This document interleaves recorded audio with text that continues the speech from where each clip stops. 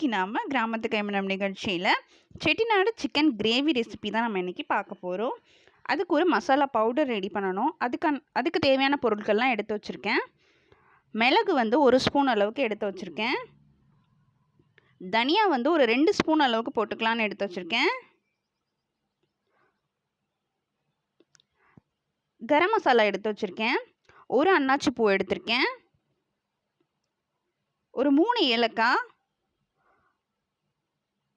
1 inch அளவுக்கு பட்டை துண்டு எடுத்து அதை உடச்சி வச்சுருக்கேன். கிராம்பு வந்து ஒரு 5 கிராம்பு எடுத்து வச்சுருக்கேன். அது கூடவே 1 ஸ்பூன் அளவுக்கு சோம்பு எடுத்து வச்சுருக்கேன்.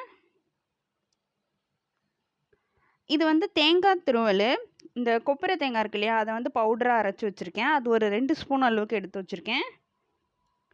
உங்களுக்கு வேணும்னா நீங்கள் வந்து ஃப்ரெஷ்ஷான தேங்காய் கூட நீங்கள் யூஸ் பண்ணிக்கலாம்.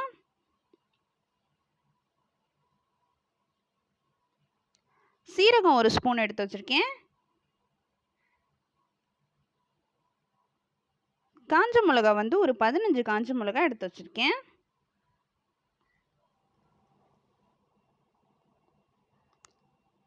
இப்போ இந்த எல்லா பொருட்களையும் நம்ம வந்து நல்லா வறுத்து எடுத்துக்கணும். ஒரு பேன் வச்சுருக்கேன். அதில் இப்போது தனியாவை ஃபஸ்ட்டு சேர்த்துக்கலாம். தனியா நல்லா வாசனை வர வரைக்கும் நல்லா வறுத்து விட்டுக்கலாம்.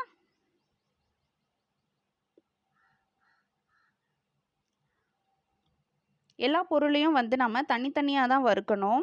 தனித்தனியாக வறுக்கும் போது தான் வந்து நல்ல வாசனையோட கமகமன் வாசனையோட சூப்பராக இருக்கும். தனியா நல்லா ரோஸ்ட் ஆகிடுச்சு.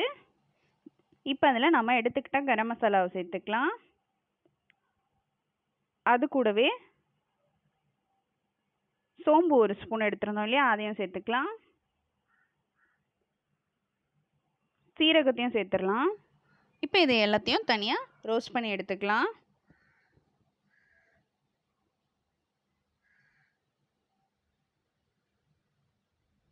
இதுவும் நல்ல வாசனை வர வரைக்கும் வறுத்துக்கிட்டா போதும்.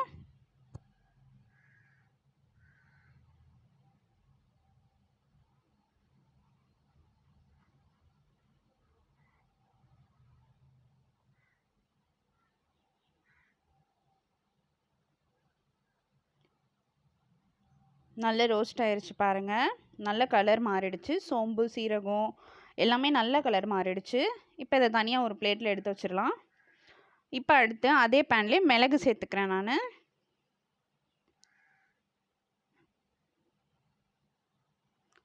நல்லா ரோஸ்ட் பண்ணி எடுத்துக்கலாம். மிளகையும்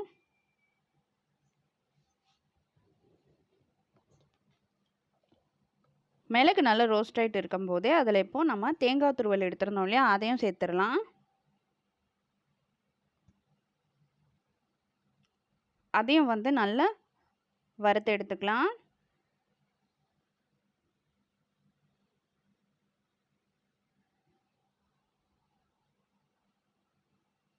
தேங்காயும் நல்லா கொஞ்சம் லைட்டாக கலர் மாறுற வரைக்கும் வறுத்து எடுத்துக்கிட்டா போதும். இப்போ இதுவும் நல்லா வறுபட ஆரம்பிச்சிருச்சு. இப்போ இதில் நாம் காஞ்ச மிளகாவையும் சேர்த்துடலாம்.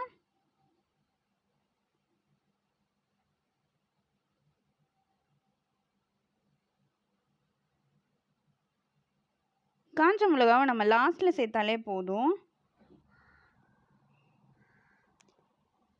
தேங்காய் வந்து நல்ல கலர் மாற ஆரம்பிச்சிருச்சு பாருங்கள்.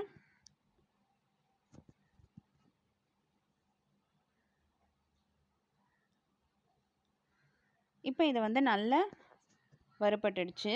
இப்போ இதில் நம்ம ஆல்ரெடி வறுத்து வச்சுருந்த இன்க்ரீடியண்ட்டையும் சேர்த்து நம்ம ஒரு வாட்டி வறுத்து விட்டுக்கலாம்.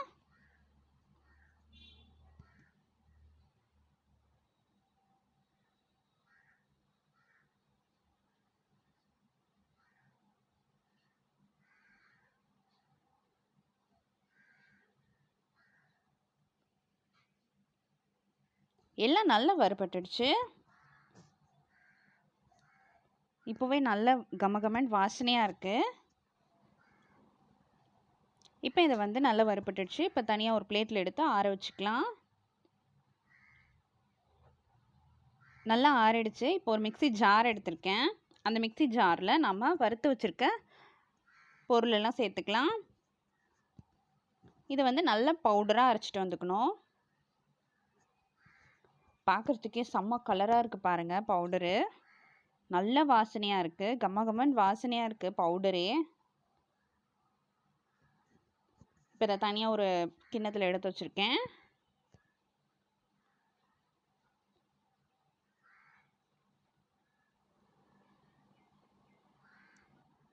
இப்போ நான் வந்து சிக்கன் வந்து ஒரு 1/2 கிலோ அளவுக்கு சிக்கன் வந்து எடுத்து வச்சுருக்கேன்.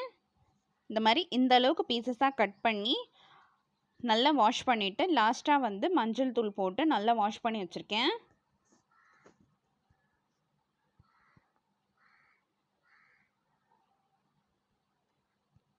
இந்த அளவுக்கு பீசஸ் நம்ம போட்டால் தான் வந்து நம்மளுக்கு சிக்கன் வந்து நல்லா வெந்து பீஸ் உள்ள வரைக்கும் நல்ல மசாலா இறங்கும்.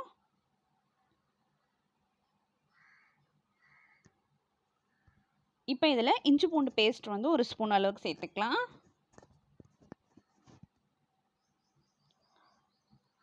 அது கூடவே தேவையான அளவுக்கு உப்பையும் சேர்த்துடலாம்.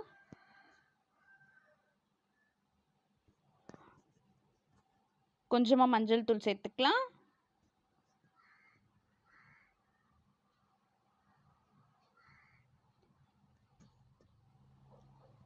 இப்போ இதில் ஒரு ஸ்பூன் அளவுக்கு எண்ணெய் சேர்த்துக்கலாம். இப்போ இது எல்லாத்தையும் நல்லா கலந்து விட்டுக்கலாம்.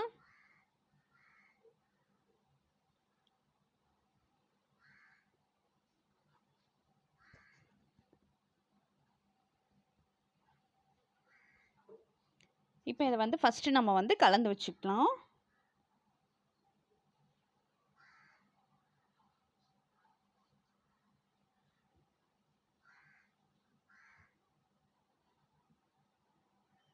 இந்த மாதிரி நல்லா கலந்து வச்சுக்கிட்டோன்னா அதில் வந்து உப்பு, இஞ்சி பூண்டு பேஸ்ட்டு இதெல்லாம் வந்து நல்லா பிடிக்கும் சிக்கனில்.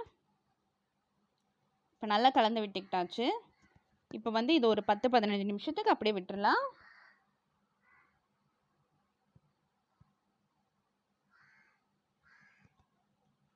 இப்போ ஒரு கடாய் வச்சுருக்கேன். கடாய் நல்லா சூடாயிட்ருக்கு.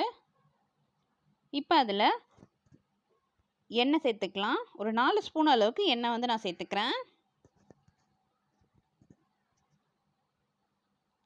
எண்ணெய் நல்லா சூடாகணும். இப்போ இதில் ஒரு 1/2 ஸ்பூன் அளவுக்கு சீரகம் வந்து நம்ம சேர்த்துக்கலாம். சீரகம் நல்லா பொரியணும்.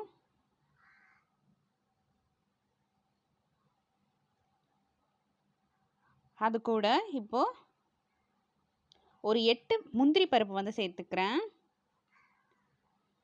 இதுவும் வந்து இந்த சிக்கன் கிரேவியில் வந்து சாப்பிடும்போது ரொம்ப சூப்பராக இருக்கும். கொஞ்சமாக கருவேப்பிலை சேர்த்துக்கலாம்.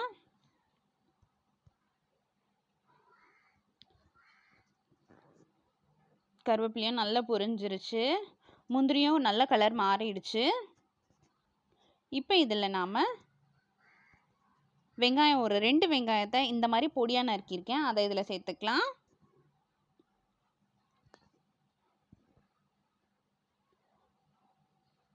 வெங்காயம் நல்லா வதங்கணும்.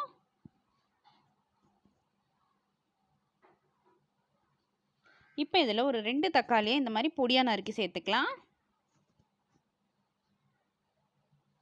தக்காளியும் நல்லா வதக்கி விட்டுக்கலாம்.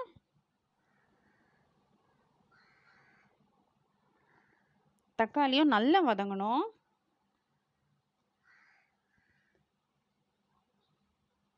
தக்காளி சீக்கிரமாக வதங்கிறதுக்காக கொஞ்சமாக அதில் உப்பு சேர்த்துக்கலாம். ஆல்ரெடி நம்ம சிக்கனில் வர சேர்த்துருந்தோம், அதனால் கொஞ்சம் பார்த்து சேர்த்துக்கணும். தக்காளி நல்லா தொக்கு மாதிரி வதங்கணும். அது வரைக்கும் நம்ம வெயிட் பண்ணலாம்.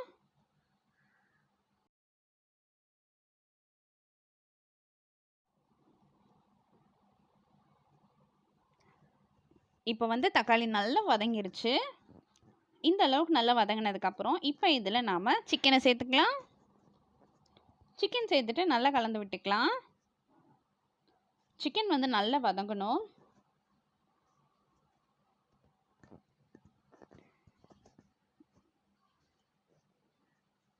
நம்ம எவ்வளோக்கு எவ்வளோ நல்லா வதக்குறோமோ அவ்வளோக்கு அவ்வளோ வந்து சிக்கனில் வந்து அந்த நீச்ச வாடை வராது.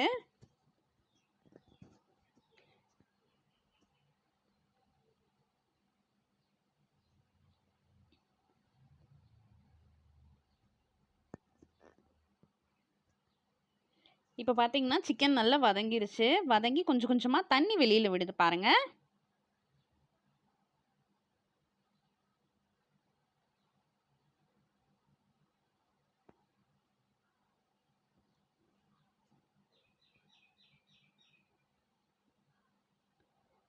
இப்போ வந்து நல்லா வதங்கிருச்சு சிக்கனு.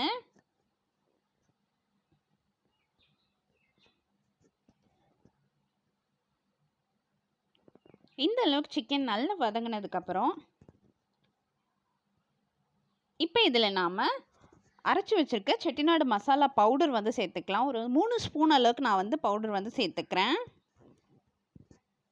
இதிலே நம்ம வந்து காஞ்ச மிளகா, மிளகு இதெல்லாம் வந்து காரத்துக்கு சேர்த்துருக்கோம். அதனால் வந்து நம்ம தனியாக இதில் எந்த மசாலாவும் சேர்க்கவே தேவையில்ல. அந்த செட்டிநாடு மசாலா சேர்த்தாலே போதும். நல்லா வதக்கி விட்டுக்கலாம்.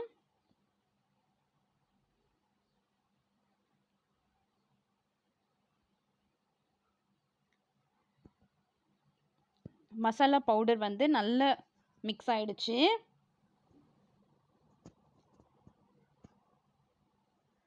இப்போ வந்து நல்லா வதங்கி எண்ணெய் மேலே மிதந்து வருது பாருங்க. இந்த அளவுக்கு நல்லா வதங்கினதுக்கப்புறம் இப்போ இதில் நாம் கிரேவிக்கு தேவையான அளவுக்கு தண்ணி வந்து சேர்த்துக்கலாம். எனக்கு கொஞ்சமாக இருந்தால் போதும், அதனால் நான் கொஞ்சமாக சேர்த்துருக்கேன் தண்ணி.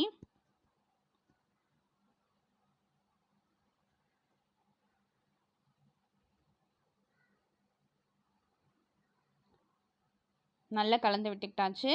இப்போ இதை மூடி சிக்கன் நல்லா வேகிற வரைக்கும் வெயிட் பண்ணலாம். இப்போ பார்த்தீங்கன்னா சிக்கன் நல்லா வெந்துருச்சு.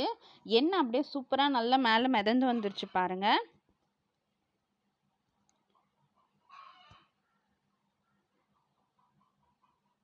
நம்ம கிரேவி வந்து சூப்பராக ரெடி ஆயிடுச்சு. இப்போவே நல்ல கமகமன் வீடே நல்ல வாசனையாக இருக்கு.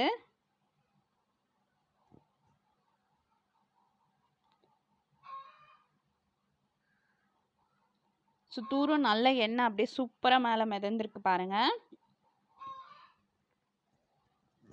அவ்வளோதான் ஃப்ரெண்ட்ஸ், சூப்பராக ரெடி பண்ணியாச்சு. இப்போ இதில் லாஸ்ட்டாக நான் வந்து கொஞ்சமாக கொத்தமல்லி தூவிக்கிறேன்.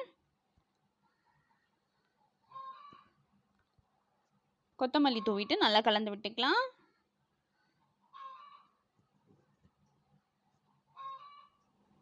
அவ்வளோதான் ஃப்ரெண்ட்ஸ், சூப்பராக ரெடி பண்ணிட்டோம் நம்மளோட செட்டிநாடு சிக்கன் கிரேவி. வாங்க இதை இப்போ டேஸ்ட் பண்ணலாம்.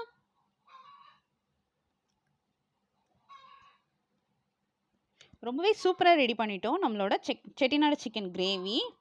பார்க்குறதுக்கே எவ்வளோ சூப்பராக இருக்குது பாருங்கள். நல்ல சிக்கன் பீசஸ்லலாம் நல்லா அந்த மசாலா உள்ளே இறங்கி ரொம்ப சூப்பராக ரெடி பண்ணியாச்சு.